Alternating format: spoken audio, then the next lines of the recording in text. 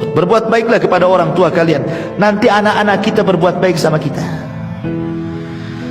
Kalau kita tidak berbuat baik sama orang tua kita, nanti anak-anak kita Allah kirim yang durhaka dengan kita. Betapa banyak anak-anak yang kita sayang waktu kecil, ketika dia sudah tua, kita sudah tua, anak-anak sudah besar, kita sakit, tidak ada yang peduli dengan kita, ikhwan. Banyak tuh orang-orang tua yang kayak gitu itu, menyesal melahirkan anaknya itu. Setelah dia terbaring sakit, tidak ada satupun anak yang datang. Bahkan ada satu syekh itu bercerita, jadi ada dua orang tua itu, suami istri, sudah nenek-nenek. Qadarullah, meninggallah istrinya. Secara otomatis karena sudah tua, bapaknya ini harus ikut kepada anak yang paling tua kan gitu, dibandingkan kepada anak-anak yang muda-muda, karena semua sudah kawin. Akhirnya kemudian orang tua ini ngikut kepada anak yang paling tua. Sehari dua hari tidak ada masalah, seminggu dua minggu tidak ada masalah, sebulan dua bulan mulai ada masalah. Istrinya tidak suka dengan dia karena hidup satu rumah, ya. Entah kenapa istrinya kemudian ngomong sama suaminya setelah perdebatan yang panjang, meminta supaya bapaknya jangan tinggal di dalam rumah katanya. Lah kebetulan di samping rumah itu ada kamar khusus untuk sopir.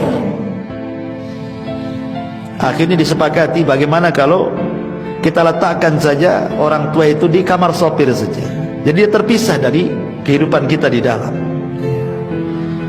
Akhirnya anaknya yang paling tua ini membujuk orang tuanya dan mengatakan, sebaiknya bapak tinggal di luar saja, itu ruangan lebih bagus, cahaya matahari masuk, angin juga masuk, macam-macam alasannya. Orang tua paham, namanya sudah tua, sebenarnya paham, tidak mau berdebat saja dia, ya. Akhirnya dibersihkanlah itu kamar supir itu, diletakkan di situ. Satu hari dua hari masih ditengok, dua tiga hari masih ditengok, sebulan dua bulan sudah mulai dicueki, ya kadang ditengok kadang tidak. Memberi makan pun pada awalnya dengan piring, ya dikasih piring kemudian dikasih gelas gitu ya, baik-baik dikirim tuh. Tapi lama-lama bosan, terkadang pakai kresek, terkadang pakai piring, sudah tidak menghargai lagi.